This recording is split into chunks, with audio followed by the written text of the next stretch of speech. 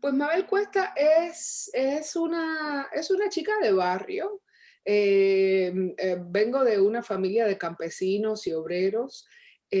Soy la primera creo que por lo menos desde que la historia familiar que conozco, hasta donde conozco, mi genealogía hacia atrás, pues soy la primera que tuvo la oportunidad de ir a la universidad y de no solo ir a la universidad a una licenciatura, sino también hacer estudios superiores, también de hacerlo fuera de Cuba. Obvio, sí tengo primos y etcétera que han ido a las escuelas y tal, pero hablo así como pensando desde mis tatarabuelos, en línea recta hacia mí.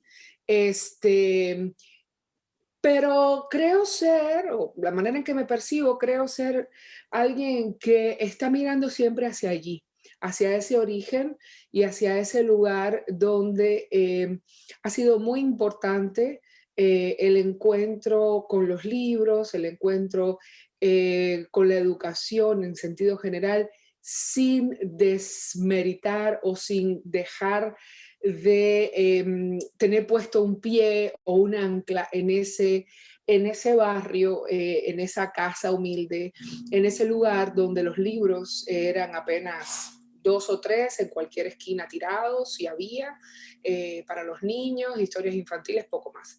Entonces esa es Mabel, es también quizá una persona que se ha hecho a trozos, que cuando llegó a estos lugares que mencionaba, a la universidad o a la escuela superior en la ciudad de Nueva York, pues tenía ciertas desventajas, ¿no? No venía de una familia, como ya dije, ilustrada, le faltaban cosas y lo ha ido haciendo todo así un poco por el camino, intuitivamente. Creo también ser una persona muy intuitiva y eso ha ayudado.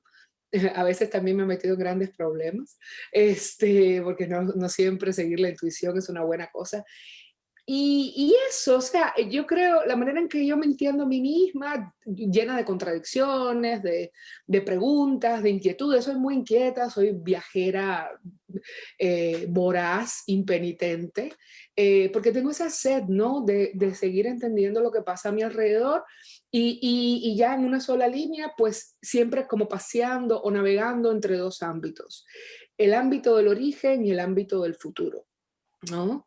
Y la educación y la literatura y la música y las artes de por medio. Sería eso.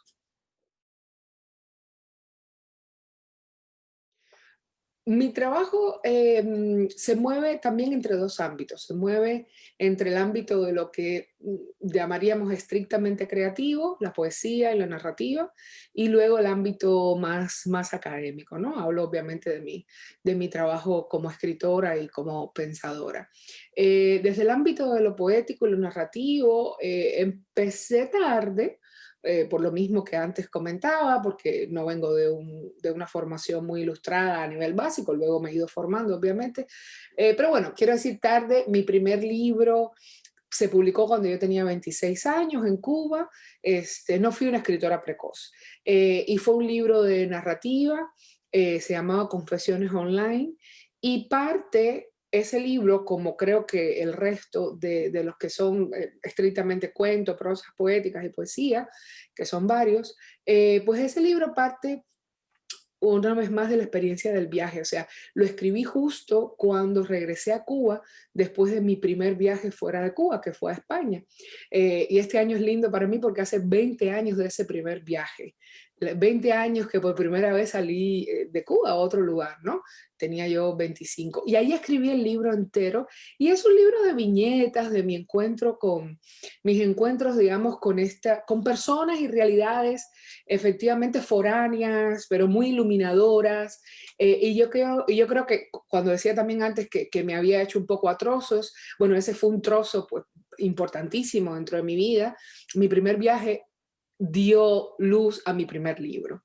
Luego he escrito, bueno, mientras vivía en Cuba, este primer libro que acabo de comentar, Confesiones Online, se publicó en el 2003, luego en el 2005 se publicó otro que se llama Cuaderno de la Fiancé, que es un libro de viñetas, es un libro más tránsito entre la narrativa y la poesía, y es un poco una serie de relatos breves o de viñetas o de prosas poéticas, se puede leer desde varios lugares, que relata un poco mi encuentro con mi sexualidad, ¿verdad? Fue la primera vez que yo, o sea, ese libro nace de la experiencia de por primera vez autorreconocerme, identificarme como una mujer lesbiana, de un gran amor, el primer amor, y un poco también hay ciertas denuncias ahí sobre algo que todavía no hemos conseguido en Cuba, que es la cuestión del matrimonio igualitario. Por eso se llama Cuaderno de la Fiancé, porque es este sujeto que es una eterna novia de su novia, y está queriendo llegar a otro lugar, ¿no? Está queriendo inventar para ellas un país de legitimidad, básicamente. Entonces el libro, como digo, son viñetas poéticas, etcétera, pero digamos, piensan mucho sobre estos temas. Luego yo emigro a Estados Unidos en el 2006 y con esa migración, que obviamente fue un proceso difícil, muy doloroso, porque dejaba detrás toda mi familia, pues ahí nació un tercer libro. También así en este estilo, son cuentos, pero otra vez con una profunda carga, yo creo, poética. Yo creo que este es como el último paso hacia la poesía, que es lo que he estado escribiendo en los últimos años. Ese libro se llama Inscrita bajo sospecha. Y ahí, pues de alguna manera se combinan las relaciones, creo yo, bastante estrechas que hay entre mi historia personal, familiar. Yo soy la hija bastarda de un hombre que nunca me dio su apellido, que hubo que llevarlo a juicio para que reconociera que yo era su hija, pero eso se llama Inscrita bajo sospecha, y hay un relato que tiene que ver con eso. Bueno, ese origen sospechoso, dudoso, bastardo, con la manera en que yo me sentía como migrante, ¿verdad? En los Estados Unidos, ¿no? Esta persona pues que no habla bien la lengua, que tiene un acento, que de dónde viene, a dónde va, qué quiere, qué está buscando. O sea, esa percepción de ser un sujeto otro, otra, que yo tuve de una manera muy fuerte desde mi origen, se repitió en ese renacer, para bien y para mal, que puede ser la migración. Ese es el tercer libro. Y luego ya ha habido dos libros más de poesía. Uno se llama Bajo el cielo de Dublín y el otro se llama In Via in Patria. Y en ambos libros, esos son ya como mi super salida del closet como poeta, porque además le tenía mucho respeto a la poesía. O sea, yo sentía que ser poeta era algo demasiado serio y demasiado delicado, y lo que yo escribía, que mi escritura no llegaba a ese lugar. Entonces, pero sí, me decidí con eso. El primero es un cuaderno muy pequeñito, es una plaquette, se llama Bajo el cielo de Dublín, y el otro, En Bien Patria, ya sí es un libro grande. Y yo creo que ahí está otra vez toda esta obsesión mía por la cuestión del viaje, por la cuestión de la identidad sexual, por la cuestión también de explorar esos mundos, digamos que siendo yo tan joven en Cuba, niña joven, pues me resultaban desconocidos, y la fascinación frente a las nuevas ciudades, las nuevas realidades, los mitos, y un poco eso, ¿no? In via in patria, la patria en el camino. In via in patria es una frase en latín de Santo Tomás, la patria en el camino, esta idea de que uno está siempre peregrinando, ¿verdad? También la idea de la transhumancia, de que en realidad somos de un lugar que importa y que uno una la lleva consigo, lo lleva consigo, pero a la misma vez ese ser de un lugar no necesariamente tiene que estar desvinculado de tu ser, de ser de muchos sitios a la vez, o de tu pertenencia a una ciudadanía global, ¿no? Algo así. Así es un poco como yo me siento. O sea, yo me siento muy ciudadana del mundo con un pie siempre en Cuba. Y creo que eso lo explora ese libro, En Vía en Patria, bastante bien. Luego, mi trabajo académico se ha dedicado, creo yo, con bastante tenacidad a estudiar el mundo de las escritoras cubanas y de las escritoras caribeñas. Es parte del trabajo que hago en la Universidad de Houston, donde me contrataron hace 10 años ya. Y un poco intento ver, ¿no?, imaginarios nacionales a través de la escritura de estas mujeres. Y últimamente, en los últimos años, he trabajado bastante imaginarios LGBTQ en el Caribe, en Cuba. Ahora, en los últimos años, en lo que estoy más concentrada es en un libro sobre imaginarios lésbicos cubanos, ¿no? Cómo se representa en la literatura, en la música, en el cine, en las artes plásticas, eso que todavía no se dice y todavía no es legítimo, pero concretamente el mundo de las mujeres, porque es un mundo doblemente marginal, ¿no? Pues mis proyectos futuros están encaminados, digamos, también a dos zonas. Una sería trabajar en este libro que antes mencioné sobre, tentativamente se llama Paisajes lésbicos cubanos. Ese es el subtítulo, porque el título es Guácara con Guácara. Guácara es el número 44 en la charada cubana. La bolita cubana, cada número tiene un significado, un nombre, etcétera. Hay uno que es muerto, hay otro que es mierda, hay otro que es... O sea, el 44 es la guácara y la guácara son las lesbianas.